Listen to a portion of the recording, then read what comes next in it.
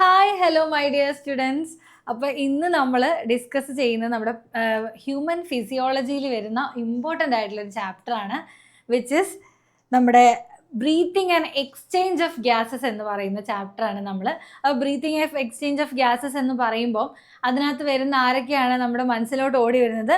നമ്മുടെ ലങ്സ് ആണ് അല്ലേ. ലങ്സ്, നമ്മുടെ ബ്രീത്തിങ് എന്ന് പറയുന്ന പ്രോസസ്സൊക്കെ മക്കളുടെ മനസ്സിലോട്ട് ഇങ്ങനെ ഓടി വരുന്നുണ്ടാവും. അപ്പം നമുക്ക് ഫെർദർ ഡിലേ ഒന്നും ഇല്ലാതെ നമുക്ക് സ്റ്റാർട്ട് ചെയ്യാം. ബ്രീത്തിങ് എന്ന് പറഞ്ഞാൽ എന്താണ് മക്കളെ? എന്താണ് ബ്രീത്തിങ് ആൻഡ് റെസ്പിറേഷൻ എന്ന് പറയുമ്പോൾ? ബ്രീത്തിങ് എന്ന് പറയുന്നത് എന്താണ്? ഒരു പ്രോസസ് ആണല്ലേ. നമ്മൾ ഇൻഹെയിൽ ചെയ്യുന്നു, എക്സ്ഹെയിൽ ചെയ്യുന്നു. ആ ഒരു പ്രോസസ്സാണ്. നമ്മുടെ ഓക്സിജൻ അകത്തോട്ട് എടുക്കുന്നു, കാർബൺ ഡൈ ഓക്സൈഡ് പുറത്തോട്ട് വിടുന്ന ആ ഒരു പ്രോസസ്സാണ് നമുക്ക് ബ്രീത്തിങ് എന്ന് പറഞ്ഞാൽ. പക്ഷെ റെസ്പിറേഷൻ എന്ന് പറയുമ്പോൾ എന്താണ്? അത് സെൽസിനുള്ളിലെത്തി നടക്കുന്ന ആ ഒരു പ്രോസസ്സാണ് റെസ്പിറേഷൻ എന്ന് പറയുന്നത്. അത് നമുക്ക് ഡീറ്റെയിൽ ആയിട്ട് പഠിക്കാനുള്ളത് നമ്മുടെ ബോട്ടണിയിലാണ് അല്ലേ. ബോട്ടണി റെസ്പിറേഷൻ ഇൻ പ്ലാന്റ്സ് എന്നതിലാണ് നമ്മൾ പഠിക്കുന്നത്. അപ്പോൾ റെസ്പിറേഷൻ എന്ന് പറയുന്ന ആ ഒരു പ്രോസസ്സ് നമ്മുടെ പ്ലാന്റ്സിലും ആനിമൽസിലൊക്കെ ഏകദേശം ഒരേപോലെയാണ് നടക്കുന്നത്. അതുകൊണ്ട് ഇതിൻ്റെ ഫെർദർ കാര്യങ്ങളൊക്കെ നമ്മൾ ആ ഒരു ചാപ്റ്ററിലാണ് പഠിക്കുന്നത്. ഇവിടെ നമുക്ക് ബ്രീത്തിങ് എന്താണ് ആൻഡ് എക്സ്ചേഞ്ച് ഓഫ് ഗ്യാസസ്, ആ എക്സ്ചേഞ്ച് ഓഫ് ഗ്യാസസ് മാത്രമാണ് നമ്മൾ ഈ ഒരു ചാപ്റ്ററിൽ ഡിസ്കസ് ചെയ്യുന്നത്. അപ്പോൾ ഓക്കെ അല്ലേ എല്ലാവരും? ഓക്കെ, നമുക്ക് റെസ്പിറേഷൻ എന്താണെന്ന് അറിയാം. നമ്മുടെ ആ ഒരു സെല്ലുലാർ റെസ്പിറേഷൻ എന്ന് പറയുന്ന ആ ഒരു പണിയാണ് അല്ലേ. നമ്മുടെ ബ്രേക്ക് ഡൗൺ ചെയ്യുന്ന ആ ഒരു എനർജി ഫോം ചെയ്യുന്ന ആ ഒരു പ്രോസസ്സിനെയാണ് നമ്മൾ റെസ്പിറേഷൻ എന്ന് വിളിക്കുന്നത്. ആൻഡ് ഇവിടെ നമുക്ക് കുറച്ച് റെസ്പിറേറ്ററി ഓർഗൻസ് നോക്കാം. അതായത് ആനിമൽസ്, മാൻ അല്ലാതെ, മാനിൽ നമുക്കറിയാം ലങ്സ് ആണെന്ന്, അതുപോലെ തന്നെ മറ്റ് ഓർഗാനിസംസിനും കുറേ റെസ്പിറേറ്ററി ഓർഗൻസ് ഉണ്ട്. എല്ലാവർക്കും ലങ്സ് അല്ല അല്ലേ. അപ്പോൾ അതിന് നമുക്ക് ഏതൊക്കെയാണെന്ന് ജസ്റ്റ് നോക്കി നോക്കാം. ലോവർ ഇൻവേർട്ടിബ്രേറ്റ്സിൽ അവർക്ക് എന്താണ്? നമ്മുടെ സ്പോഞ്ചസ് അല്ലേ. സ്പോഞ്ചസ് ഒക്കെ എക്സാമ്പിൾസ് വരുന്ന സീലൻഡ്രേറ്റ്സ് ഒക്കെ വരുന്നവർക്ക് അവരുടെ എൻറ്റയർ ബോഡിയാണ് അവർ റെസ്പിറേറ്ററി ഓർഗനായിട്ട് ആക്ട് ചെയ്യുന്നത്. അതായത് ഡിഫ്യൂഷൻ വഴി, സിമ്പിൾ ഡിഫ്യൂഷൻ വഴിയാണ് അവരുടെ അകത്തോട്ട് ഗ്യാഷ്യസ് എക്സ്ചേഞ്ച് നടക്കുന്നത്, അകത്തോട്ടും പുറത്തോട്ടും നടക്കുന്നത്. ആൻഡ് എർത്ത് വോംസിൽ നോക്കുകയാണെങ്കിൽ മോയിസ്റ്റ് ആയിട്ടുള്ള ക്യൂട്ടിക്കിളാണ് അവർ റെസ്പിറേറ്ററി ഓർഗനായിട്ട് ആക്ട് ചെയ്യുന്നത്. അപ്പോൾ ഇതൊക്കെ വൺ വേർഡ് ആയിട്ട് നിങ്ങൾക്ക് ക്വസ്റ്റ്യൻ ചോദിക്കാം, അല്ലെങ്കിൽ മാച്ച് ദി ഫോളോയിങ്ങിലൊക്കെ വരാം. അപ്പോൾ ഇതുകൊണ്ട് വളരെ ഇമ്പോർട്ടൻ്റ് ആയിട്ട് നിങ്ങൾ ഈ ഒരു റെസ്പിറേറ്ററി ഓർഗൻസ് കൃത്യമായിട്ട് ഓർത്ത് വെച്ചിരിക്കുക കേട്ടോ. അപ്പോൾ ഇൻസെക്ട്സിൽ നോക്കുകയാണെങ്കിൽ ട്രക്കിയൽ ട്യൂബ്സ് ആണ് അവർ യൂസ് ചെയ്യുന്ന ആ ഒരു റെസ്പിറേറ്ററി ഓർഗൻ എന്ന് പറയുന്നത്. അതിൻ്റെ എക്സാമ്പിൾസ് ആണ് നമ്മുടെ കോക്രോച്ചും ഹൗസ് ഫ്ലൈ ഒക്കെ അല്ലേ. അപ്പോൾ അതുപോലെ തന്നെ നമ്മൾ അക്വാട്ടിക് ആനിമൽസിൽ വരുമ്പം എന്താണ്? ഗിൽസ് ആണ് അക്വാട്ടിക് ആനിമൽസിൽ കൂടുതലായിട്ടും റെസ്പിറേറ്ററി ഓർഗനായിട്ട് ആക്ട് ചെയ്യുന്നത്. And aquatic arthropods and mollusc fishes ഇതിലെല്ലാം എന്താണ്? ഗിൽസ് ആണ്. നമ്മുടെ ആർത്രോപോഡ്സിൽ വരുമ്പോൾ നമ്മുടെ ബുക്ക് ഗിൽസ്, ബുക്ക് ലങ്സ് എന്നൊക്കെ പറഞ്ഞ് പഠിക്കും. അത് നിങ്ങൾ നമ്മുടെ ആനിമൽ കിങ്ഡം എന്ന് പറയുന്ന ചാപ്റ്ററിൽ കുറച്ചും കൂടെ ഡീറ്റെയിൽ ആയിട്ട് പഠിക്കുന്നതായിരിക്കും. ആൻഡ് ടെറസ്ട്രിയൽ ആനിമൽസിൽ നോക്കുകയാണെങ്കിൽ ലങ്സ് ആണ് മോസ്റ്റ് ഓഫ് ദി ആനിമൽസിനും നമ്മുടെ റെസ്പിറേറ്ററി ഓർഗനായിട്ട് ആക്ട് ചെയ്യുന്നത്. ആൻഡ് ആംഫിബിയൻസിൽ നോക്കുകയാണെങ്കിൽ എങ്ങനെയാണ്? ആംഫിബിയൻസ് എന്ന് പറഞ്ഞാൽ കരയിലും ജീവിക്കാൻ പറ്റും, വെള്ളത്തിലും ജീവിക്കാൻ പറ്റും അല്ലേ. അപ്പോൾ അങ്ങനെയുള്ള ആനിമൽസിൽ നോക്കുകയാണെങ്കിൽ ലങ്സും ഉണ്ട്, അതുപോലെ തന്നെ മോയ്സ്ചർ സ്കിന്നും അവർ റെസ്പിറേറ്ററി ഓർഗനായിട്ട് യൂസ് ചെയ്യും. അതിൻ്റെ എക്സാമ്പിളാണ് നമ്മുടെ ഫ്രോഗ് എന്ന് പറയുന്നത്. അപ്പോൾ ഇത്രയാണ് നമ്മുടെ റെസ്പിറേറ്ററി ഓർഗൻസ്. അപ്പോൾ ആ ഓർഗൻസ് ഒക്കെ കറക്റ്റായിട്ട് മക്കൾ ഓർത്ത് വെച്ചിരിക്കുക കേട്ടോ. ആൻഡ് നമ്മൾ ഹ്യൂമൻ റെസ്പിറേറ്ററി സിസ്റ്റത്തിലോട്ടാണ് പോകുന്നത്. അപ്പോൾ ഹ്യൂമൻ റെസ്പിറേറ്ററി സിസ്റ്റത്തിലോട്ട് പോകുമ്പം ആ ഒരു പാത്വേ വളരെ വളരെ വളരെ ഇമ്പോർട്ടൻ്റ് ആണ് മക്കളെ. ആ പാത്വേ നിങ്ങൾ മറക്കാതെ ഓർത്ത് വയ്ക്കുക. അതിൻ്റെ ആ ഒരു സ്റ്റെപ്പ് ബൈ സ്റ്റെപ്പായിട്ട്, അല്ലെങ്കിൽ എവിടെ നിന്ന് എവിടേക്കാണ് പോകുന്നത് എന്നുള്ളത് കൃത്യമായിട്ട് ഓർത്ത് വെച്ചിരിക്കുക. ആൻഡ് ഫസ്റ്റ് എന്താണ്? നമുക്ക് ഈ കാണുന്ന ഭാഗം അല്ലേ, എക്സ്റ്റേണൽ നോസ്ട്രിൽസ് ആണ്. എക്സ്റ്റേണൽ നോസ്ട്രിൽസിൽ നിന്നും നമ്മുടെ ആ ഒരു ചേംബറിലോട്ട് പോവുകയാണ്, നെയ്സൽ ക്യാവിറ്റിയിലെ. ഈ നെയ്സൽ ക്യാവിറ്റിയിൽ നിന്ന് നേരെ ഫാരിങ്സിലാണ് എത്തുന്നത്. ഫാരിങ്സിൽ നിന്ന് നേരെ ഇങ്ങോട്ട് വരുന്നുണ്ട്, ട്രക്കിയയിലോട്ട് വരുന്നുണ്ട്. ട്രക്കിയയിൽ നിന്ന് പിന്നെന്താണ്? അതൊരു ബ്രാഞ്ച് ഉണ്ട് അല്ലേ, ബ്രോങ്കൈ, ബ്രോങ്കിയോൾസ്, ആൽവിയോളൈ എന്ന് പറയുന്ന ആ ഒരു ബ്രാഞ്ചിങ്ങിലൂടെ നമുക്ക് ആൽവിയോളൈസിലാണ് ലാസ്റ്റ് എയർ എത്തുന്നത് നമ്മുടെ ലങ്സിൽ. അപ്പോൾ ഈ ഒരു പാത്വേ എന്ന് പറയുന്നത് വളരെ വളരെ ഇമ്പോർട്ടൻ്റ് ആണ്. എപ്പോഴും ക്വസ്റ്റ്യൻസ് ചോദിച്ച് കണ്ടിട്ടുള്ളതാണ്. അപ്പോൾ ജസ്റ്റ് നിങ്ങൾക്ക് ആ ഒരു പാത്വേയിലുള്ള ആളുകളെ വൺ ബൈ വൺ ആയിട്ട് നോക്കാം. First one is external nostrils. നമുക്ക് ഈ പുറമേ കാണുന്ന ആ രണ്ട് ദ്വാരങ്ങൾ അല്ലേ, ആ ഹോൾസ് ആണ് നമ്മുടെ എക്സ്റ്റേണൽ നോസ്ട്രൽസ് എന്ന് പറയുന്നത്. അതിലൂടെയാണ് നമ്മൾ ശ്വാസം അകത്തോട്ട് എടുക്കുന്നത്, അല്ലെങ്കിൽ നമ്മൾ ഇൻഹെയിൽ ചെയ്യുന്നത്. ആൻഡ് അടുത്തത് വന്നിട്ട് നെയ്സൽ ചേമ്പേഴ്സ് ആണ്. ഇതിൻ്റെ ഉള്ളിൽ അല്ലേ രണ്ടിൻ്റെ ഇടയിൽ ഒരു സെപ്റ്റം ഉണ്ടാകും. ആ ഒരു നെയ്സൽ ചേമ്പർ കഴിഞ്ഞ് നേരെ ഫാരിങ്സിലാണ് എത്തുന്നത്. ആൻഡ് ഫാരിങ്സിൽ നിന്ന് നമ്മൾ ഇങ്ങോട്ട് പോകുന്നുണ്ട്, ലാരിങ്സിലോട്ട് പോകുന്നുണ്ട്, which is the voice box എന്ന് പറയും. അപ്പോൾ വോയിസ് ബോക്സ് നമ്മളിപ്പം ഞാനിപ്പോൾ സംസാരിക്കുന്നത് ഈ വോയിസ് ബോക്സ് ഉള്ളത് കൊണ്ടാണ്. ആൻഡ് ഈ ഫാരിങ്സ് എന്ന് പറയുന്നത് നമ്മുടെ നമ്മൾ കഴിക്കില്ലേ, ആഹാരം കഴിക്കുന്നതും അതുപോലെ തന്നെ ശ്വസിക്കുന്നതിനുമായിട്ടുള്ളൊരു കോമൺ പോയിന്റ് ആണ് നമ്മൾ ഈ ഫാരിങ്സ് എന്ന് പറയുന്നത് കേട്ടോ. ആൻഡ് ലാരിങ്സ് ഉണ്ട്, ദെൻ ട്രക്കിയ ആണ് നമ്മൾ അടുത്ത റീജിയൺ എന്ന് പറയുന്നത്. ട്രക്കിയ അല്ലെങ്കിൽ വിൻഡ് പൈപ്പ് എന്ന് പറയും. വിൻഡ് പൈപ്പ് എന്ന് പറയാൻ കാരണം അതിലൂടെ എന്താ കടന്നു പോകുന്നത്, വിൻഡാണ് അല്ലേ, കാറ്റ് അല്ലെങ്കിൽ എയർ ആണ് പോകുന്നത്. അതുകൊണ്ട് തന്നെ ട്രക്കിയനെ വിൻഡ് പൈപ്പ് എന്ന് പറയും. അപ്പോൾ ഈ ട്രക്കിയയുടെ കാര്യം പറയുമ്പോൾ നിങ്ങളൊരു കാര്യം പ്രത്യേകം ശ്രദ്ധിക്കുക. ഈ ട്രക്കിയയിൽ എന്തുണ്ട്, 16 മുതൽ 20 വരെ ഇൻകംപ്ലീറ്റ് സി ഷേപ്ഡ് ആയിട്ടുള്ള സ്ട്രക്ചേഴ്സ് ഉണ്ട്. ഹൈലൈൻ കാർട്ടിലേജ് കൊണ്ടുള്ള ഒരു റിംഗ് ലൈക്ക് സ്ട്രക്ചർ ഉണ്ട്. അതിന് ആ ഒരു സ്ട്രക്ചർ എന്തിനാണെന്ന് വെച്ചാൽ നമ്മുടെ ഈ വിൻഡ് ഇങ്ങനെ അകത്തൂടെ പോകുമ്പോൾ അല്ലെങ്കിൽ ഈ എയർ ഇങ്ങനെ അകത്തൂടെ പോകുമ്പോൾ നമ്മുടെ ട്രക്കിയയ്ക്ക് ചിലപ്പോൾ പൊട്ടാനുള്ള ചാൻസ് ഒക്കെ ഉണ്ട്. അപ്പോൾ ആ ഒരു പൊട്ടലിൽ നിന്നും ആ ഒരു പ്രഷറിൽ നിന്നും അതിനെ ഒരു പ്രൊട്ടക്റ്റ് ചെയ്യുന്നതാണ് നമ്മുടെ ഈ സി ഷേപ്ഡ് ആയിട്ടുള്ള ആ ഒരു പൈപ്സ് അല്ലെങ്കിൽ ആ ഒരു സപ്പോർട്ടിങ് ആൾക്കാരെന്ന് പറയുന്നത്. ഓക്കെ, ഇനി അടുത്തത് വരുന്നത് നമ്മുടെ ബ്രോങ്കൈ ആൻഡ് ബ്രോങ്കിയോൾസ് ആണ്. നമ്മുടെ ബ്രോങ്കൈ നമ്മുടെ എന്താ പറയുക, നമ്മുടെ ട്രക്കിയ അല്ലെ, ട്രക്കിയ ഫെർദർ ഡിവൈഡ് ചെയ്തിട്ട് എന്തായിട്ട് മാറും, ബ്രോങ്കൈ ആയിട്ട് മാറും. ആൻഡ് ബ്രോങ്കൈ ആണ് വീണ്ടും ഡിവൈഡ് ചെയ്ത് ബ്രോങ്കിയോൾസ് ആയിട്ട് മാറുന്നത്. ആൻഡ് അത് എവിടെയാണ് എൻഡ് ചെയ്യുന്നത്, നമ്മുടെ എയർ സാക്ക് പോലെ അല്ലെ, എയർ സാക്ക് പോലെ ഒരു സ്ട്രക്ചർ ഉണ്ട്. അതിനെയാണ് നമ്മൾ ആൽവിയോള എന്ന് വിളിക്കുന്നത്. അപ്പോൾ ഈ ഒരു pathway is very very important. എപ്പോഴും നമുക്ക് ക്വസ്റ്റ്യൻസ് ചോദിച്ചു കണ്ടിട്ടുള്ളതാണ്. ആൻഡ് ഇതാണ് നമ്മുടെ ഒരു ലങ്സിൻ്റെ സ്ട്രക്ചർ എന്ന് പറയുന്നത് അല്ലേ. അപ്പോൾ ഈ ലങ്സിൻ്റെ സ്ട്രക്ചറിലെ പ്രധാനമായിട്ടുള്ള ഭാഗങ്ങൾ നോട്ട് ചെയ്ത് വെച്ചോളാം. ആൻഡ് എവിടെ നമ്മുടെ ലങ്സ് എന്ന് പറയുന്നത് വളരെ ഇമ്പോർട്ടൻ്റ് ആയിട്ടുള്ള ഒരു ഭാഗമാണ്. നമുക്ക് ലങ്സ് ശ്വസിക്കാൻ പറ്റിയില്ലേ പിന്നെ നമുക്ക് ജീവിക്കാൻ പോലും പറ്റില്ല അല്ലേ. അപ്പോൾ ഇത് നല്ല രീതിയിൽ പ്രൊട്ടക്റ്റ് ചെയ്ത് വെച്ചിരിക്കണം. അപ്പോൾ നമ്മുടെ ബോഡിയിൽ നോക്കുകയാണെങ്കിൽ ലങ്സ് എങ്ങനെയാണ് പ്രൊട്ടക്റ്റ് ചെയ്തിരിക്കുന്നത്, നമുക്ക് ലങ്സിനൊരു കവറിങ് ഉണ്ട്. ആ കവറിങ്ങിന് പറയുന്ന പേരാണ് പ്ലൂറ അല്ലെങ്കിൽ പ്ലൂറൽ മെംബ്രെയിൻ എന്ന് പറയും. അപ്പോൾ അത് പ്രത്യേകം നോട്ട് ചെയ്യുക. നമ്മുടെ ഹാർട്ടിന് പെരികാർഡിയം പോലെ നമ്മുടെ ലങ്സിന് ആരാണ്, പ്ലൂറയാണ് ഉള്ളത് കേട്ടോ.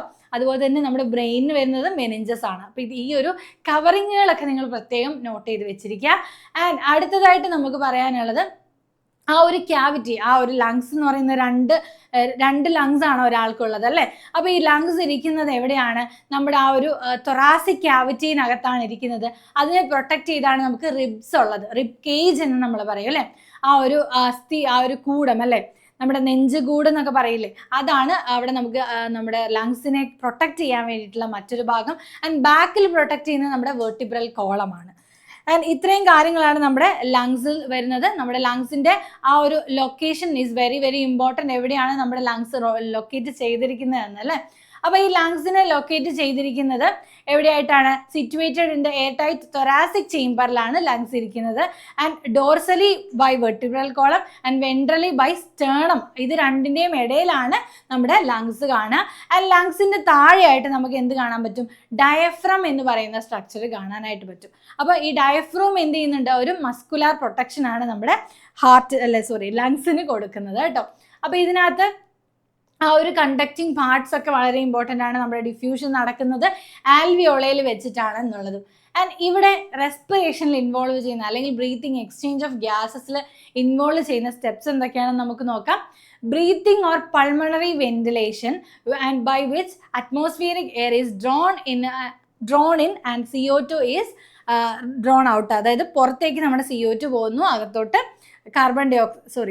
പുറത്തോട്ട് CO2 പോകുന്നു, അകത്തോട്ട് ആരാണ് വരുന്നത്, ഓക്സിജൻ ആണ് വരുന്നത് അല്ലേ.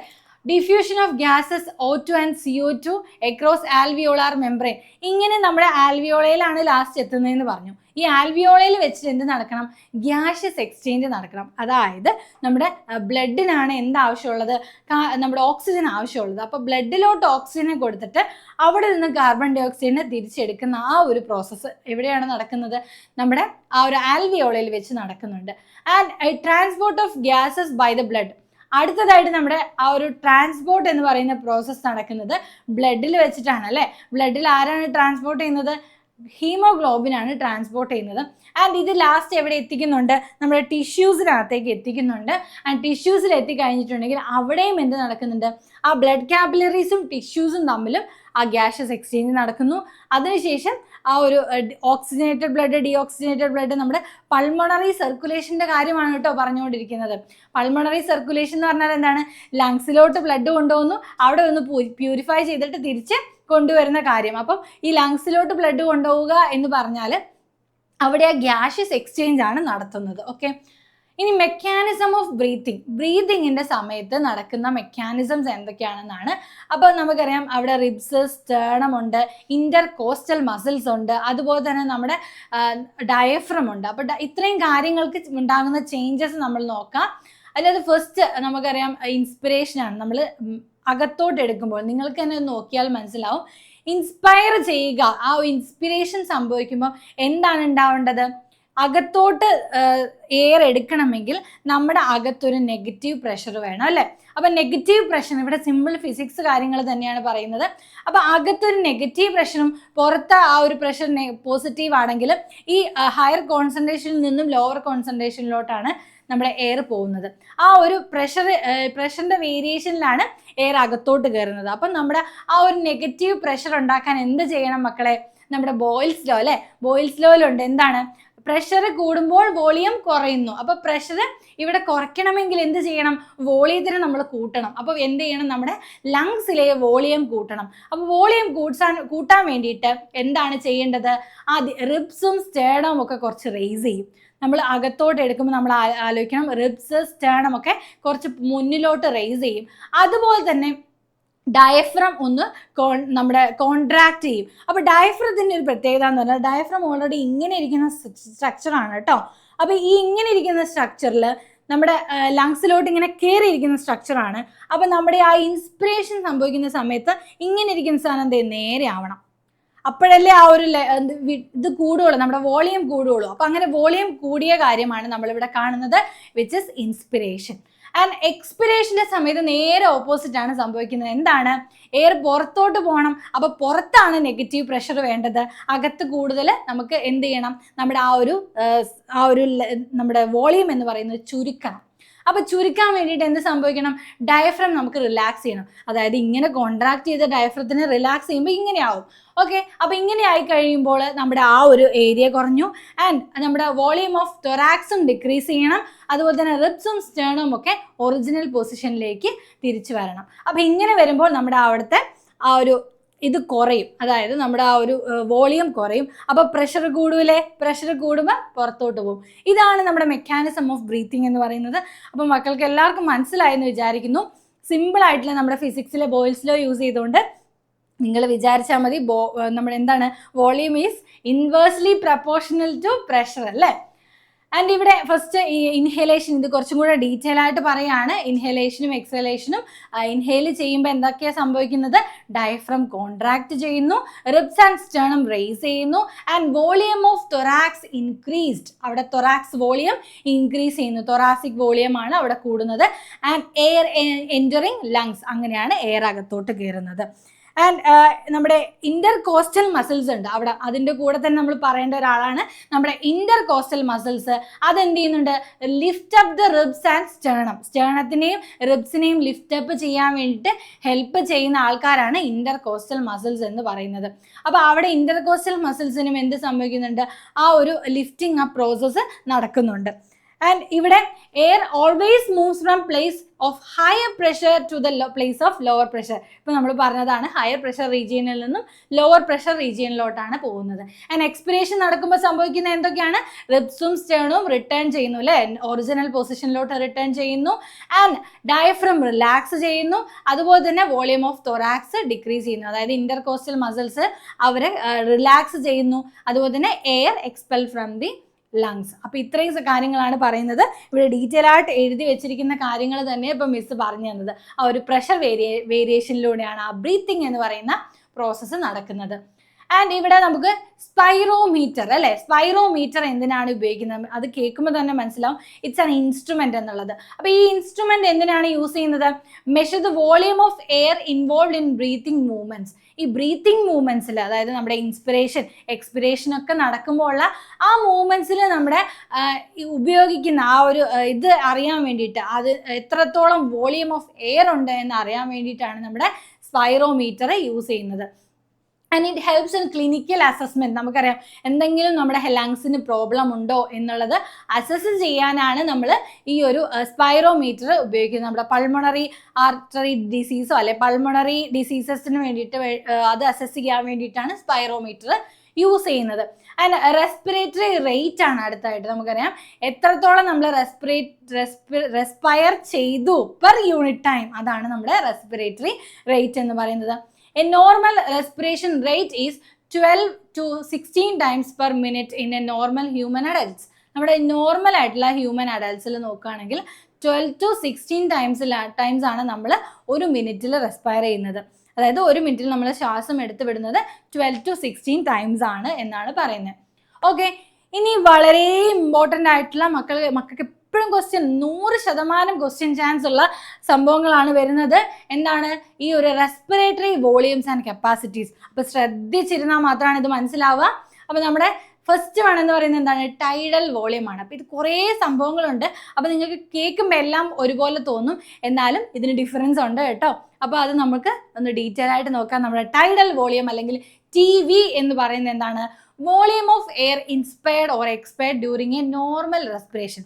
അതായത് ഇപ്പോൾ നമ്മൾ ഇങ്ങനെ നിൽക്കുകയാണ്, ഇപ്പം ഞാൻ സംസാരിച്ചു കൊണ്ടിരിക്കുമ്പോഴും ഞാൻ എന്ത് ചെയ്യുന്നുണ്ട്? റെസ്പയർ ചെയ്യുന്നുണ്ട് അല്ലേ? അപ്പം ഞാൻ നോർമൽ റെസ്പയർ ചെയ്തു. ആ റെസ്പിറേഷന് എത്രത്തോളം ഞാൻ എയർ എടുത്തു, അല്ലെങ്കിൽ എത്രത്തോളം എയർ ഞാൻ പുറത്തു വിട്ടു. ആൻഡ് അല്ല ഓർ ആണ് അവിടെ വരുന്നത്. കാരണം ഒന്നുമില്ലെങ്കിൽ അകത്തോട്ട് എടുത്ത വോളിയം അല്ലെങ്കിൽ പുറത്തോട്ട് വിട്ട വോളിയം. ഇതാണ് നമ്മുടെ ടൈഡൽ വോളിയം. നോർമൽ റെസ്പിറേഷനിൽ ഉണ്ടാവുന്ന എക്സ്പിരേഷനോ അല്ലെങ്കിൽ ഇൻസ്പിരേഷനോ. അവിടെ ആൻഡ് എന്ന് എഴുതി വെച്ചാൽ തെറ്റായി പോകും. അവിടെ ഓർ ആണ് ചേർക്കേണ്ടത്. അപ്പോൾ എത്രത്തോളം എക്സ്പയർ ചെയ്തു ഓർ എത്രത്തോളം ഇൻസ്പയർ ചെയ്തു, അത് നമുക്ക് 500 ml ആണ്.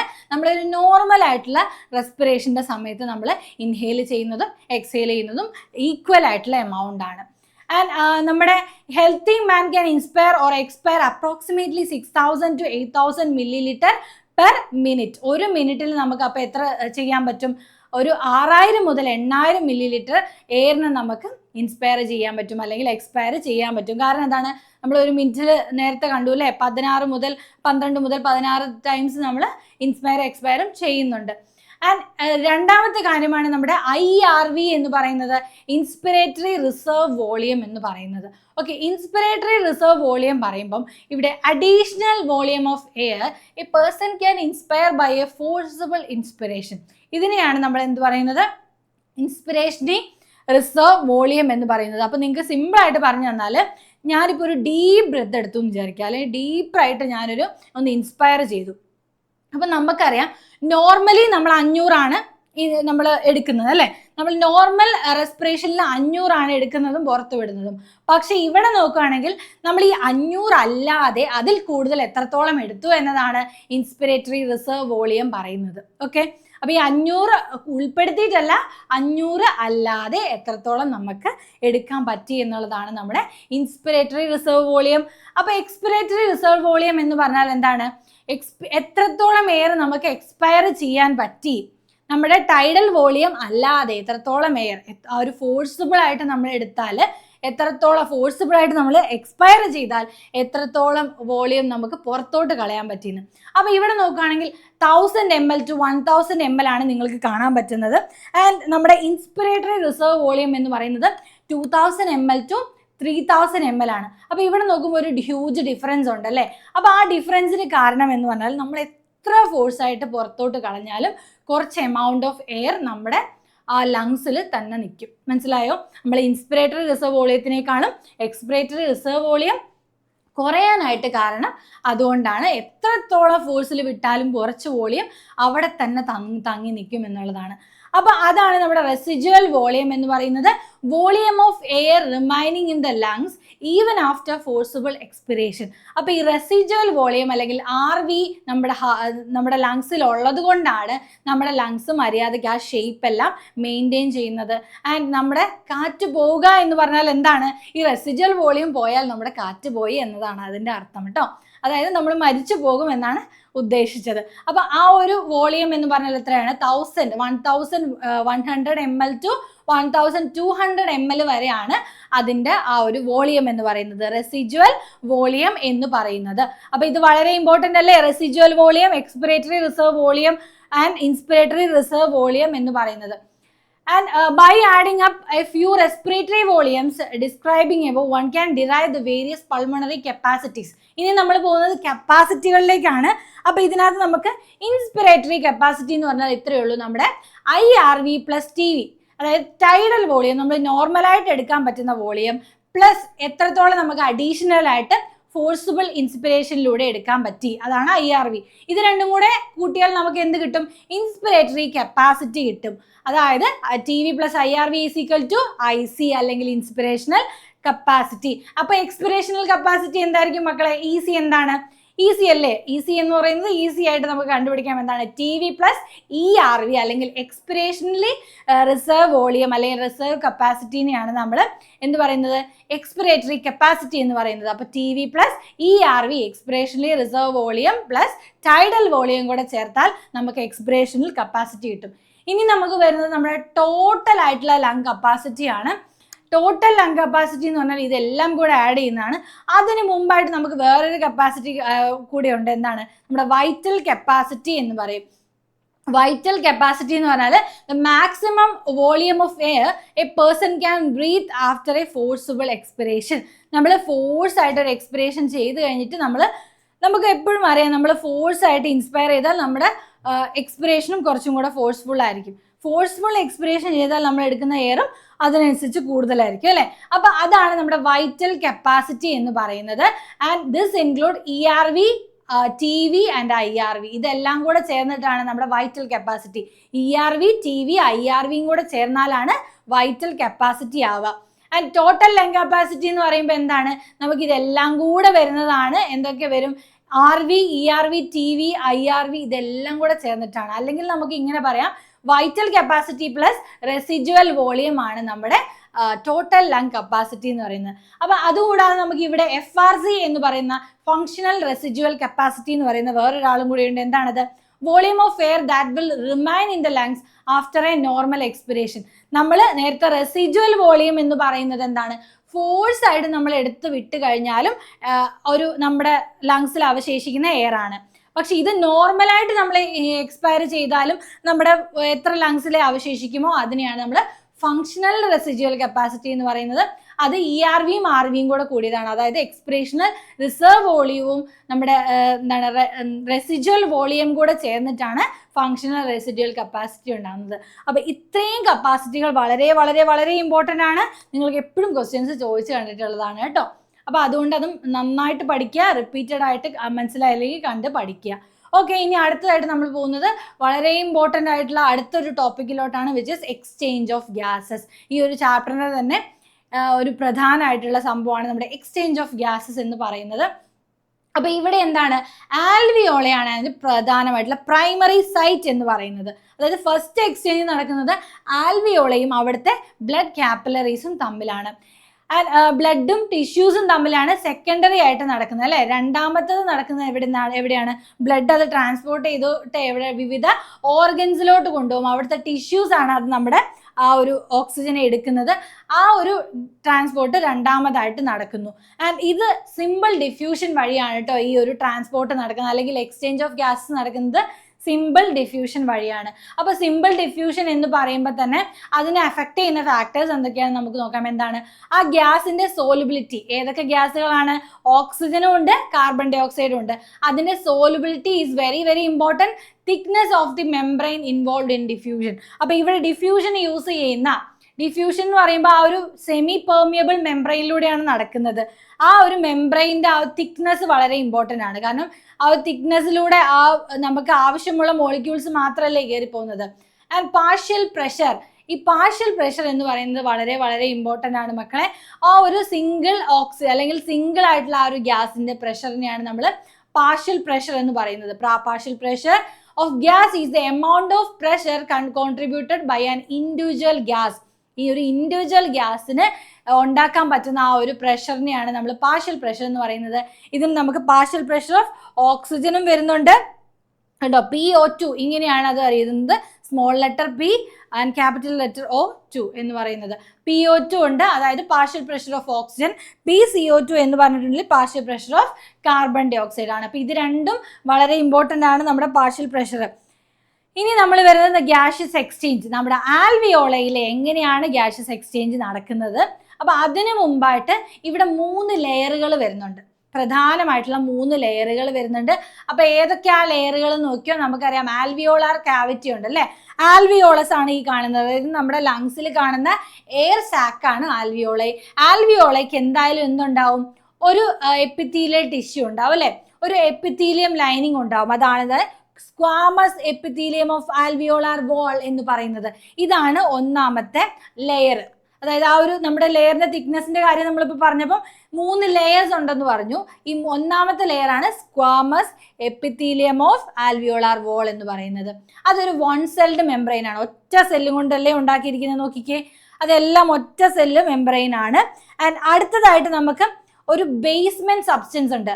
അതായത് ഈ ആൽവിയോളാർ ക്യാവിറ്റിയും ഈ ബ്ലഡ് കാപ്പിലറിന്റെ ഇടയിൽ, അതായത് ഇതിന്റെ ഇടയിൽ നമുക്ക് ഈ ഒരു ബ്ലൂ കളറിൽ കാണാൻ പറ്റുന്നില്ലേ, അതാണ് ദ ബേസ്മെന്റ് സബ്സ്റ്റൻസ് എന്ന് പറയുന്നതാണ് രണ്ടാമത്തെ ആ ഒരു മെംബ്രെയിൻ. രണ്ടാമത്തെ മെംബ്രെയിൻ കഴിഞ്ഞാൽ നമുക്ക് അടുത്ത മെംബ്രെയിൻ ആരാ വരുന്നത്? ബ്ലഡ് കാപ്പിലറി ആണ് അല്ലെ.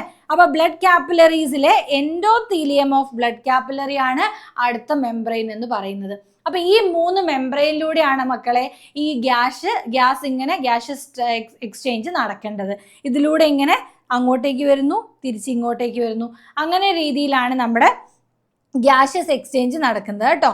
ഓക്കെ, അപ്പം നമുക്ക് എങ്ങനെയാണ് നടക്കുന്നതെന്ന് നോക്കാം. നമ്മുടെ ഗ്യാഷ്യസ് എക്സ്ചേഞ്ച് എന്ന് പറയുന്നത് ആദ്യം the partial pressure of oxygen of the alveolar air is higher than the PO2 of the blood in alveolar capillaries. ഇവിടെ നമ്മൾ ആദ്യം അകത്തോട്ട് എടുക്കുമ്പോൾ നോക്കുന്നത് നമ്മുടെ പാർഷ്യൽ പ്രഷർ, അറ്റ്മോസ്ഫിയറിലെ പാർഷ്യൽ പ്രഷറിനേക്കാളും നമുക്ക് ഇവിടെ പാർഷ്യൽ പ്രഷർ എന്തായിരിക്കണം? കുറവായിരിക്കണം. നമ്മുടെ ആൽവിയോളയിൽ പാർഷ്യൽ പ്രഷർ കുറവായിരിക്കണം. അപ്പോൾ ഫസ്റ്റ് ആൽവിയോളയിൽ PO2 എന്ന് പറയുന്നത് കുറവും, അറ്റ്മോസ്ഫിയറിൽ PO2 എന്ന് പറയുന്നത് എന്തായിരിക്കണം? കൂടുതലും ആയിരിക്കണം. ഓക്കെ അല്ലേ? അപ്പൊ ആദ്യം അങ്ങനെ ഒരു കണ്ടീഷൻ വരുമ്പോഴാണ് എന്ത് സംഭവിക്കുന്നത്? എയർ അകത്തോട്ട് കയറുന്നത്. ആൻഡ് ഇങ്ങനെ എയർ വന്നിട്ട് നമ്മുടെ ആൽവിയോളയിൽ എത്തിക്കഴിഞ്ഞാൽ അവിടെ എന്തായിരിക്കണം? നമ്മുടെ ബ്ലഡ് കാപ്പിലറീസിൽ നമ്മുടെ PO2 എന്ന് പറയുന്നത് കുറവായിരിക്കണം, ആൽവിയോളയിൽ കൂടുതലായിരിക്കണം. അപ്പൊ ബ്ലഡ് കാപ്പിലറീസിൽ എത്തിക്കഴിഞ്ഞാൽ എന്താ സംഭവിക്കേണ്ടത്? The partial pressure of oxygen PO2 in the alveolar air is higher than the PO2 of the blood alveolar capillaries. ക്യാപ്പിലറീസിനെ വെച്ച് നോക്കുമ്പോൾ നമ്മുടെ ഈ ഒരു കാണുന്ന സ്ട്രക്ചറിൽ ഇവിടുത്തെ ആൽവിയോളാർ എയർ കൂടുതലായിരിക്കണം, ഇവിടുത്തെ കുറവായിരിക്കണം. എന്നാലല്ലേ ഹയർ കോൺസെൻട്രേഷനിൽ നിന്നും ലോവർ കോൺസെൻട്രേഷനിലോട്ട് പോവുള്ളൂ. അങ്ങനെ കൂടുതലിൽ നിന്നും കുറവിലോട്ട് മൂവ് ചെയ്യുന്നു. ആൻഡ് അവിടെ നിന്ന് എങ്ങോട്ടേക്ക് എത്തുന്നത്? ബ്ലഡിൽ എത്തിക്കഴിഞ്ഞാൽ ബ്ലഡ് ടിഷ്യൂസിലേക്ക് പമ്പ് ചെയ്യുന്നു, അല്ല ടിഷ്യൂസിലേക്ക് എത്തുന്നു. അപ്പൊ ടിഷ്യൂസിലെ എക്സ്ചേഞ്ച് നടക്കണമെങ്കിൽ അവിടെ എന്ത് സംഭവിക്കണം? ദ PCO2 ഓഫ്, അതായത് partial pressure of carbon dye oxide of the blood reaching the alveolar capillaries higher than the PCO2 of the alveolar air. അപ്പൊ ഇവിടെ PCO2 എന്ന് പറയുമ്പോൾ നേരെ തിരിച്ച്, അതായത് അവിടെ നമ്മുടെ PCO2 ഇൻ ടിഷ്യൂസ് എന്ന് പറയുന്നത് എന്താണ്? കൂടുതലാണ്, അവിടെ കൂടുതലാണ്. And PCO2 in the Alvi അല്ലെങ്കിൽ ബ്ലഡ് എന്ന് പറയുന്നത് എന്താണ്? കുറവാണ്. അപ്പം എന്ത് ചെയ്യും? കാർബൺ ഡൈ ഓക്സൈഡ്, അതായത് നമ്മുടെ ബ്ലഡിൽ, അതായത് നമ്മുടെ ടിഷ്യൂസിൽ റെസ്പിറേഷൻ ഒക്കെ കഴിഞ്ഞതിന് ശേഷം കാർബൺ ഡൈ ഓക്സൈഡ് ആയിരിക്കും ഇതിൻ്റെ ബൈ പ്രൊഡക്റ്റ് ആയിട്ട് ഉണ്ടാകുന്നത് അല്ലേ. അപ്പോൾ അതങ്ങനെ അക്യുമുലേറ്റ് ചെയ്ത് ഇരിക്കുകയായിരിക്കും. ആ കാർബൺ ഡൈ ഓക്സൈഡിനെ തിരിച്ചു കൊണ്ടുവരണം ആൻഡ് ഓക്സിജനെ അങ്ങോട്ടേക്ക് കൊടുക്കുകയും ചെയ്യണം. അപ്പോൾ കാർബൺ ഡൈ ഓക്സൈഡിന്റെ ടേംസിൽ നോക്കുകയാണെങ്കിൽ partial pressure of carbon dye oxide in the tissues ആയിരിക്കും ഹയർ ആയിട്ടുണ്ടാവുക. ആൻഡ് ബ്ലഡിലെ കാർബൺ ഡൈ ഓക്സൈഡിന്റെ അളവ് കുറവായിരിക്കും.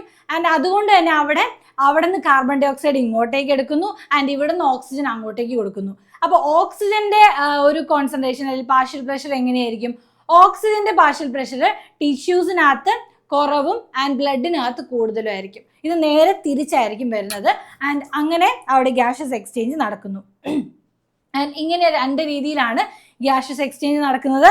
ഫസ്റ്റ് വൺ നടക്കുന്നത് എവിടെയാണ്? ഇവിടെ നമുക്ക് പ്രധാനമായിട്ടും നിങ്ങൾക്ക് പഠിക്കാനുള്ളത് ആ ഒരു അറ്റ്മോസ്ഫിയറിലുള്ള ആൽവിയോളാർ എയറിന്റെ PO2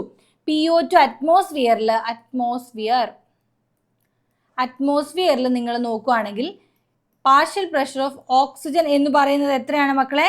104 mm മെർക്കുറി ആണ്. ആൻഡ് നമ്മുടെ partial pressure of carbon dye ഓക്സൈഡ് എന്ന് പറയുന്നത് 40 mm മെർക്കുറിയാണ്, 40 മില്ലിമീറ്റർ മെർക്കുറിയാണ്. ഇത് നിങ്ങൾ പ്രത്യേകം ഓർത്ത് വയ്ക്കുക. ആൻഡ് ഓൾസോ നമ്മുടെ വെയിൻസിൽ നോക്കുവാണെങ്കിൽ, പൾമണറി വെയിൻസിൽ നോക്കുവാണെങ്കിൽ, നമ്മുടെ ലങ്സിൽ നോക്കുമ്പോൾ PO2 എന്ന് പറയുന്നത്, ഇവിടെ എഴുതിയാൽ കാണൂല അല്ലെ, PO2 എന്ന് പറയുന്നത് എത്രയാണ് മക്കളെ? 95 mmHg ആണ്, 95. ആൻഡ് PCO2 എന്ന് പറയുന്നത് 40 ആണ്. അപ്പം ഇവിടെ ഇങ്ങനെ ഒരു ചേഞ്ച് ഉള്ളത് കൊണ്ടാണ്, അതായത് ഹയർ കോൺസെൻട്രേഷനിൽ നിന്നും ലോവർ കോൺസെൻട്രേഷനിലോട്ട് പോവുക എന്നുള്ളത് ആ ഒരു കൺസെപ്റ്റിലായതുകൊണ്ടാണ്, ഡിഫ്യൂഷൻ ആണല്ലോ നടക്കുന്നത്. അങ്ങനെയാണ് നമ്മുടെ ഗ്യാസസ് ഇങ്ങനെ ഡിഫ്യൂസ് ആയിട്ട് മാറിക്കൊണ്ടിരിക്കുന്നത് കേട്ടോ. അപ്പം ഇവിടെ നോക്കുകയാണെങ്കിൽ നമുക്ക് മെയിൻ ആയിട്ടുള്ള നോക്കാനുള്ള ഒരു പോയിന്റ് എന്ന് പറഞ്ഞാൽ, the solubility of carbon dye oxide is 20 to 25 times higher than that of oxygen. അതായത് നമ്മുടെ ഒരു കാർബൺ ഡൈ ഓക്സൈഡിന്റെ സോലുബിലിറ്റി എന്ന് പറയുന്നത് അവിടെ വളരെ ഹയർ ആയിരിക്കും നമ്മുടെ ഓക്സിജനെ അപേക്ഷിച്ച്. ആ ഒരു സോലുബിലിറ്റി, അതായത് നമ്മുടെ ആ ഓക്സി ഹീമോഗ്ലോബിൻ ഉണ്ടാവുന്നത് കൂടുതൽ, ഓക്സിജനെ നമ്മുടെ ഹീമോഗ്ലോബിൻ എപ്പോഴും അഫിനിറ്റി കൂടുതൽ ആരോടാണ്? കാർബൺ ഡൈ ഓക്സൈഡിനോടാണ്. അപ്പോൾ കാർബൺ ഡൈ ഓക്സൈഡിന്റെ കോൺസെൻട്രേഷൻ കുറച്ച് കൂടിയാൽ അത് ഓടിപ്പോയി കാർബൺ ഡൈ ഓക്സൈഡുമായിട്ടാണ് ബോണ്ട് ഫോം ചെയ്യുക, അല്ലെങ്കിൽ കാർബൺ ഡൈ ഓക്സൈഡുമായിട്ട് കോമ്പൗണ്ട് ഫോം ചെയ്യും. അങ്ങനെ കാർബാമിനോ ഹീമോഗ്ലോബിൻ ഉണ്ടാവും. ആൻഡ് ഓക്സിജന്റെ കോൺസെൻട്രേഷൻ ഹൈ ആയിരിക്കുമ്പോൾ അത് ഓക്സിജനുമായിട്ട് ബോണ്ട് ഫോം ചെയ്യും. അപ്പോൾ ഇവിടെ സോലുബിലിറ്റിന്റെ കാര്യം നോക്കുകയാണെങ്കിൽ എത്രയാണ്? 20 to 25 times ഹയർ ആണ് ഓക്സിജനേക്കാളും കാർബൺ ഡൈ ഓക്സൈഡിന് എന്നാണ് പറയുന്നത്. നമ്മുടെ ഓക്സി ഹീമോഗ്ലോബിനും കാർബമിനോ ഹീമോഗ്ലോബിനും ഉണ്ടാവില്ലേ, ആ ഒരു ടേംസിൽ പറയുവാണെങ്കിൽ. ആൻഡ് ട്രാൻസ്പോർട്ട് ഓഫ് ഗ്യാസസ് ആണ് അടുത്തായിട്ട് നമ്മൾ പറയുന്നത്. Blood is the medium of transport of oxygen and carbon dye ഓക്സൈഡ്. നമുക്കറിയാം ബ്ലഡിലുള്ള ഹീമോഗ്ലോബിൻ ആണ് ഇത് കൊണ്ടുപോകുന്നത്. അതായത് RBCയിലൊക്കെ ആണ് നമ്മുടെ ഹീമോഗ്ലോബിൻ ഉള്ളത്. 97% of the oxygen is transported by RBC in the blood. അപ്പം 97% ആരാ കൊണ്ടുപോകുന്ന മക്കളെ? നമ്മുടെ RBCയിലൂടെയാണ് പോകുന്നത്. ആൻഡ് റിമൈനിങ് 3% മാത്രമാണ് ഡിസോൾവ്ഡ് സ്റ്റേറ്റ്, പ്ലാസ്മയിൽ ഡിസോൾവ് ആയിട്ട് ട്രാൻസ്പോർട്ട് ആവുന്നുള്ളൂ. And 20 to 25% of the carbon dye oxide RBC ആയിട്ടാണ്, അതായത് നമ്മുടെ കാർബമിനോ ഹീമോഗ്ലോബിൻ ആയിട്ടാണ് പോകുന്നത്. ഇത് വളരെ ഇമ്പോർട്ടൻ്റ് ആണ്. നമ്മുടെ ഉണ്ടാവുന്ന ആ കോമ്പൗണ്ടിന്റെ പേര് കാർബമിനോ ഹീമോഗ്ലോബിൻ എന്നാണ്. അതായത് കാർബൺ ഡൈ ഓക്സൈഡും ഹീമോഗ്ലോബിനും കൂടെ ചേരുമ്പോഴാണ് H2O+ HB അല്ലേ, ഹീമോഗ്ലോബിനെ നമ്മൾ HB എന്ന് എഴുതും. അതും കൂടെ ചേരുമ്പോൾ എന്തുണ്ടാവുന്നു? നമ്മുടെ കാർബമിനോ ഹീമോഗ്ലോബിൻ ഉണ്ടാവുന്നു. അത് 20 to 25% of the carbon dye oxide is transported by RBC. 20 മുതൽ 25% വരെ മാത്രമാണ് നമ്മുടെ കാർബമിനോ ഹീമോഗ്ലോബിൻ ആയിട്ട് പോകുന്നത്. ബാക്കി ഒരു 70% എങ്ങനെയാണ് പോകുന്നത്? ബൈ കാർബണേറ്റ് ആയിട്ടാണ് പോകുന്നത്. ഇത് വളരെ ഇമ്പോർട്ടൻ്റ് ആണ്. ബൈ കാർബണേറ്റ് ഫോമിലാണ് പോകുന്നത്. ഓക്സിജന്റെ കാര്യം നമ്മൾ പറഞ്ഞു, 97% നമ്മൾ ഓക്സി ഹീമോഗ്ലോബിൻ ആയിട്ടാണ് പോകുന്നത്. അപ്പോൾ നമ്മുടെ 3% മാത്രമാണ് ഡിസോൾവ്ഡ് പ്ലാസ്മയിൽ പോകുന്നുള്ളൂ. പക്ഷെ ഇവിടെ നമ്മുടെ ബൈ കാർബണേറ്റ് ആയിട്ടാണ് 70% നമ്മുടെ കാർബൺ ഡൈ ഓക്സൈഡ് പോകുന്നത്. ഓക്കെ, 70%. പിന്നെ റിമൈനിങ് ഒരു 7% ഉണ്ടല്ലോ, അത് പ്ലാസ്മയിൽ ഡിസോൾവ്ഡ് ആയിട്ട് അങ്ങനെയാണ് കാർബോണിക് ആസിഡിന്റെ ഫോമിലാണ് പോകുന്നത്. അപ്പൊ ഇങ്ങനെ 3 രീതിയിലാണ് നമ്മുടെ കാർബൺ ഡൈ ഓക്സൈഡിന്റെ ട്രാൻസ്പോർട്ട് നടക്കുന്നത്. ആൻഡ് 2 രീതിയിലാണ് ഓക്സിജന്റെ ട്രാൻസ്പോർട്ട് നടക്കുന്നത്. ഓക്കെ, ഇനി നമ്മൾ പറയുന്നത് factors which favours binding of oxygen with haemoglobin. അപ്പം നമ്മുടെ ഹീമോഗ്ലോബിനുമായിട്ട് ഓക്സിജൻ ബൈൻഡ് ചെയ്യണമെങ്കിൽ ചില ഫാക്ടേഴ്സ് ഉണ്ട്. ഇത് വളരെ ഇമ്പോർട്ടൻ്റ് ആയിട്ടുള്ള ഫാക്ടേഴ്സ് ആണ്. അതായത് നമ്മുടെ ഓക്സി ഹീമോഗ്ലോബിൻ ഉണ്ടല്ലോ, ഓക്സി ഹീമോഗ്ലോബിൻ, ഹീമോ എന്ന് എഴുതുന്നതിനുള്ള ഗ്ലോബിനും കൂടെ എഴുതാം. ഓക്കെ, ഓക്സി ഹീമോഗ്ലോബിൻ ഉണ്ടാവണമെങ്കിൽ എന്ത് സംഭവിക്കണം? High PO2. ഇവിടെ നമ്മൾ ചെറുതായിട്ട് നമ്മൾ എഴുതുകയാണെങ്കിൽ high PO2 and low PCO2. P ചെറുതാണേ. Low PCO2, high PO2, low H+, low temperature.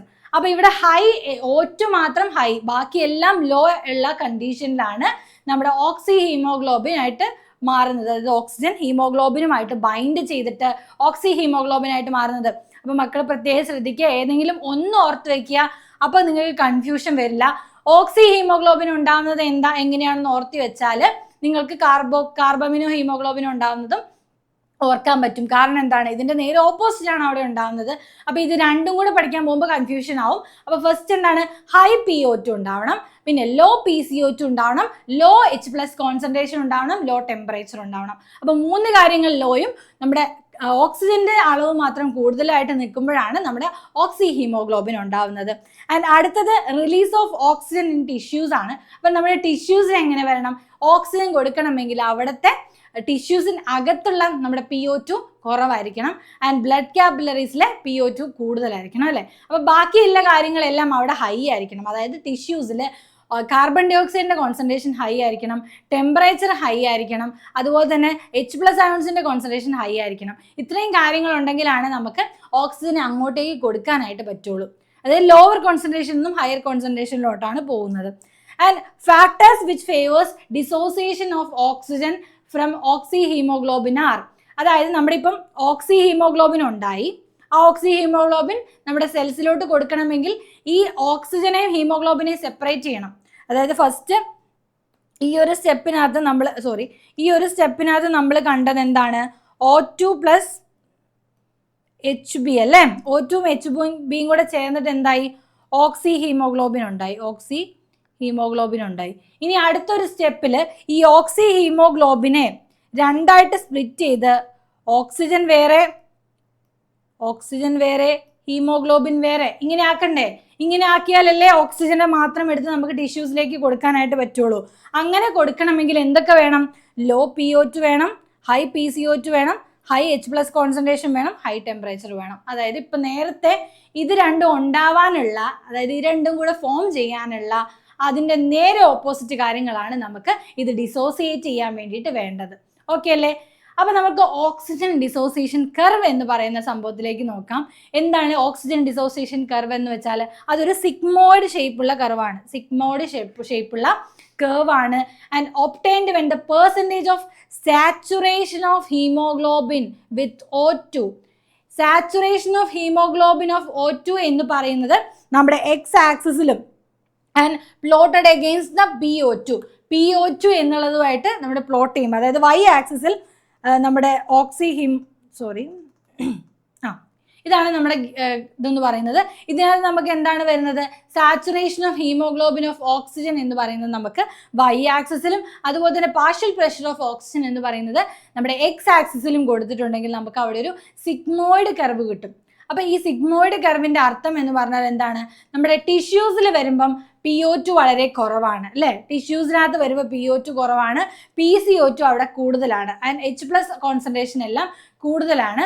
And അവിടെ നമ്മുടെ ബൈൻഡ് ചെയ്യണമെങ്കിൽ എന്ത് സംഭവിക്കണം, PO2 അതായത് പാർഷ്യൽ പ്രഷർ ഓഫ് ഓക്സിജൻ നമ്മുടെ ബ്ലഡിൽ കൂടുതലും ടിഷ്യൂസിൽ കുറവുമായിരിക്കണം അല്ലേ. അങ്ങനെയുള്ള കണ്ടീഷനിലാണ് നമ്മുടെ ടിഷ്യൂസിലോട്ട് മൂവ് ചെയ്യുന്നത്. ഇത് നമ്മൾ ഓൾറെഡി പറഞ്ഞതാണ് അല്ലേ, ട്രാൻസ്പോർട്ട് ഓഫ് കാർബൺ ഡൈ ഓക്സൈഡ് എങ്ങനെയൊക്കെയാണ് നടക്കുന്നതെന്ന്. അതായത് 7% പ്ലാസ്മയിൽ ഡിസോൾവ് ചെയ്തിട്ട് ബൈകാർബണേറ്റ് അയോൺസ് ആയിട്ട് 70%, കാർബമിനോ ഹീമോഗ്ലോബിൻ ആയിട്ട് 25%.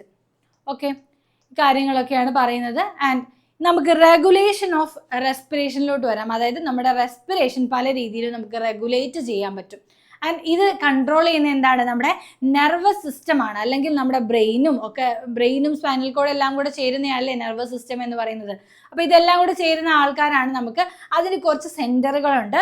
ഫസ്റ്റ് വൺ എന്ന് പറയുന്നത് എന്താണ്, respiratory rhythm centre in the medulla. അപ്പൊ ഇത് ഫസ്റ്റ് കാര്യങ്ങൾ പറയുന്നത് നിങ്ങൾ നോട്ട് ചെയ്ത് വെക്കുക. Respiratory rhythm centre in the medulla, ഇതാണ് ഒന്നാമത്തെ സെന്റർ എന്ന് പറയുന്നത്. 2, pneumotaxic centre in the pons region. അതായത് നമ്മുടെ ബ്രെയിനിൽ കാണപ്പെടുന്ന മെഡുല്ല റീജിയനിലുള്ള റെസ്പിറേറ്ററി റിതം സെന്ററും അതുപോലെ ന്യൂമോടാക്സിക് സെന്റർ, ഇതാണ് രണ്ടാമത്തെ ആള്. ന്യൂമോടാക്സിക് സെന്റർ ഇൻ പോൺസിൽ കാണുന്ന ന്യൂമോടാക്സിക് റീജിയനും. ആൻഡ് ഇതാണ് റെസ്പോൺസിബിൾ ഫോർ എന്ത്, റെസ്പിറേഷന് റെസ്പോൺസിബിൾ ആയിട്ടുള്ള 2 റീജിയൻസ് ആണ് പറഞ്ഞിട്ടുള്ളത്. അതിനകത്ത് pneumotaxic centre lying in the pons moderates in the function of the respiratory rhythm center by reducing the inspiration signals. പല സമയത്ത് നമുക്ക് ഇൻസ്പിറേഷൻ സിഗ്നൽസ് കൊടുക്കണം അല്ലെ, ഇൻസ്പിറേഷൻ ചെയ്യണം, എക്സ്പിറേഷൻ ചെയ്യണം എന്നുള്ളത്. അപ്പോൾ നമുക്കറിയാം നമ്മുടെ ഇൻസ്പിറേഷൻ പോലുള്ള ഇൻവോളണ്ടറി ആക്ടിവിറ്റീസ് എല്ലാം ഒരു കൺട്രോൾ ചെയ്യുന്നത് മെഡുല്ല റീജിയനിലാണ്. അപ്പോൾ ആ മെഡുല്ല റീജിയനിൽ വെച്ചിട്ടാണ് അതിൻ്റെ ആ സിഗ്നൽസ് ഒക്കെ കൺട്രോളിങ് നടക്കുന്നത്. And a chemosensitive area situated adjacent to the respiratory rhythm centre. ഈ റെസ്പിറേറ്ററി റിതം സെൻറ്ററിൻ്റെ അടുത്ത് എന്തുണ്ട്, ഒരു കീമോ സെൻസിറ്റീവ് ഏരിയ ഇരിക്കുന്നുണ്ട്. And it is highly sensitive to carbon dye oxide and H+ ions. ഇവിടെ നോക്കിക്കേ, ഓക്സിജന്റെ കോൺസെൻട്രേഷൻ അല്ല അവരെ ഡിറ്റക്ട് ചെയ്യുന്നത്, കാർബൺ ഡൈ ഓക്സൈഡിന്റെ കോൺസെൻട്രേഷനും H+ അയോൺസിന്റെ കോൺസെൻട്രേഷനുമാണ്. കാരണം എന്താണ്, ഇവിടെ ഈ കീമോ സെൻസിറ്റീവ് ഏരിയയ്ക്ക് ഇത് മാത്രമേ ഡിറ്റക്ട് ചെയ്യാനായിട്ട് പറ്റത്തുള്ളൂ. അപ്പോൾ ഈ കാർബൺ ഡൈ ഓക്സൈഡ് അവിടെ കൂടുക എന്ന് പറഞ്ഞിട്ടുള്ള എന്താണ്, അവിടെ ഓക്സിജൻ കുറവാണ് എന്നാണ് അർത്ഥം. അപ്പോൾ അവർ കൂടുതൽ റെസ്പിറേഷൻ നടത്താൻ ഹെൽപ്പ് ചെയ്യും, അതായത് അതിനുള്ള സിഗ്നൽസ് ആണ് കൊടുക്കുന്നത്. ഇനി കാർബൺ ഡൈ ഓക്സൈഡ് കുറവാണെങ്കിലോ, അവിടെ ഓക്സിജൻ നമ്മുടെ ടിഷ്യൂസിൽ ധാരാളമായിട്ട് ഉണ്ട് എന്നതാണ് അതിൻ്റെ അർത്ഥം.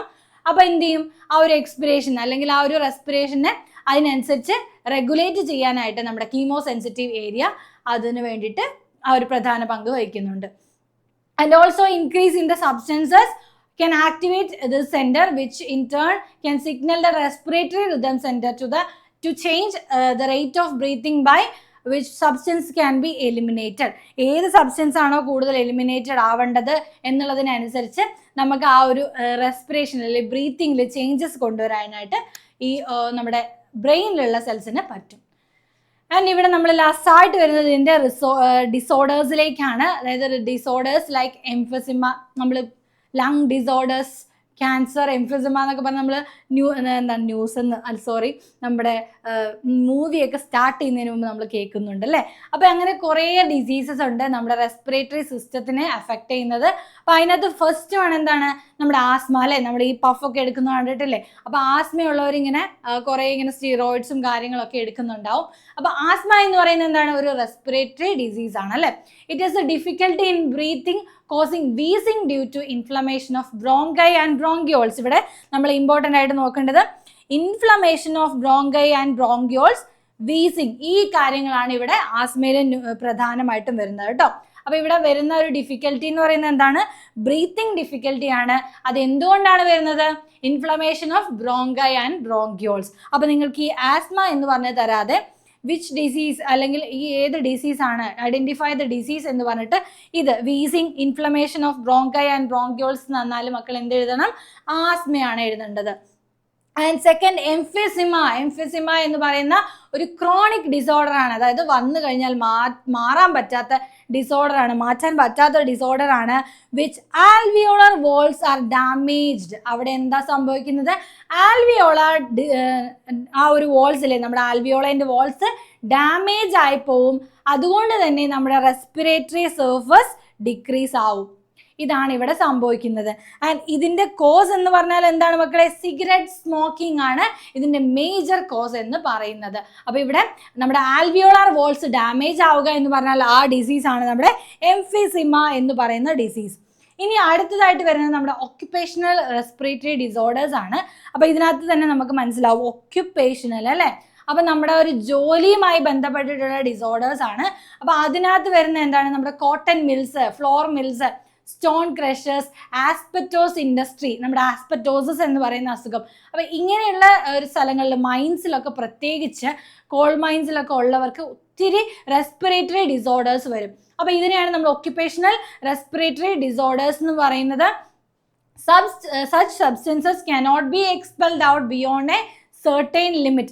നമുക്കിങ്ങനെ നമ്മളിപ്പോൾ നോർമലി നമ്മളെടുക്കുന്ന ആ ഒരു വായു ഉണ്ടല്ലോ, അതിൽ നിന്നും ഒത്തിരി പൊല്യൂട്ടഡ് ആയിട്ടും അല്ലെങ്കിൽ കുറേ അലർജൻസ് ഒക്കെ ഉള്ള ആ ഒരു എയർ ആയിരിക്കും ഇങ്ങനെയുള്ള അവസ്ഥയിലുള്ള ആൾക്കാരൊക്കെ അല്ലേ എടുക്കുന്നത്. അപ്പോൾ മില്ലിലൊക്കെ നിൽക്കുന്നവരും അതുപോലെ തന്നെ മൈൻസിലൊക്കെ നിൽക്കുന്നവർക്കുമൊക്കെ ഇങ്ങനെയുള്ള അസ്വസ്ഥതകൾ ഉണ്ടാവും. And also fibrosis, the proliferation of fibrous tissue in the lungs, lung ഡാമേജിന് കാരണമാകും. കുറേ ഫൈബ്രോസിസ് പോലത്തെ ആ കാര്യങ്ങളൊക്കെ ഉണ്ടാവും. അതായത് ആ ഫൈബ്രോസിസ് എന്ന് പറയുന്നത് എന്താണ്, it's A benign stage of cancer എന്ന് നമുക്ക് വേണമെങ്കിൽ പറയാം. നോൺ ക്യാൻസേഴ്സ് ആണ്, ബട്ട് സ്റ്റിൽ അത് ക്യാൻസറിലോട്ട് ലീഡ് ചെയ്യാനും ചാൻസ് ഉണ്ട്. ആൻഡ് ഇത്രയും കാര്യങ്ങളാണ് നമ്മൾ ഈ ഒരു ചാപ്റ്ററിൽ നോക്കിയത്. അപ്പോൾ നമുക്ക് ഇവിടെ ആകെ പഠിക്കാനുണ്ടായിരുന്ന എന്താണ്, നമ്മുടെ ആ ഒരു ലങ് കപ്പാസിറ്റീസ് ആൻഡ് ആ എക്സ്ചേഞ്ച് ഓഫ് ഗ്യാസസ് ആണ്. അപ്പോൾ അവിടെ PO2 PCO2 ആ കാര്യങ്ങളുടെ കോൺസെൻട്രേഷൻ നിങ്ങൾ പ്രത്യേകം നോട്ട് ചെയ്ത് വെക്കണം. അത് നിങ്ങൾ കാണാതെ പഠിക്കുകയാണെങ്കിൽ അത്രയും നല്ലത്. കാരണം എയറിലുള്ള കോൺസെൻട്രേഷൻ, അതുപോലെ തന്നെ ബ്ലഡിലുള്ള കോൺസെൻട്രേഷൻ, ആൽവിയോളയിലുള്ള കോൺസെൻട്രേഷൻ, ടിഷ്യൂസിലുള്ള കോൺസെൻട്രേഷൻ നിങ്ങളുടെ NCERT ടെക്സ്റ്റ് ബുക്കിൽ നമ്മൾ കോളമായിട്ട് ടേബിളായിട്ട് തന്നെ തന്നിട്ടുണ്ട്. അത് മക്കൾ പഠിച്ചു വെച്ചിരുന്നാൽ വളരെ നന്നാവും.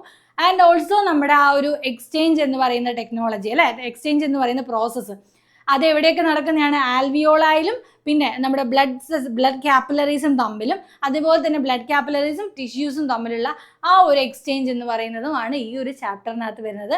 ആൻഡ് ലാസ്റ്റായിട്ട് നമ്മൾ നോക്കിയ ഡിസീസസ്. ഇത്രയും മാത്രമാണ് ഈ ഒരു ചെറിയ ചാപ്റ്ററിൽ വരുന്നത്. അപ്പോൾ എല്ലാ മക്കളും നന്നായിട്ട് പഠിക്കുക. ആൻഡ് നിങ്ങൾക്ക് മനസ്സിലാവാത്ത ഭാഗങ്ങൾ റിപ്പീറ്റ് അടിച്ച് കാണുക. ഇനി ഇതിൽ നിന്ന് എല്ലാവർക്കും നല്ല മാർക്ക് സ്കോർ ചെയ്യാൻ പറ്റട്ടെ എന്ന് ആശംസിക്കുന്നു. താങ്ക്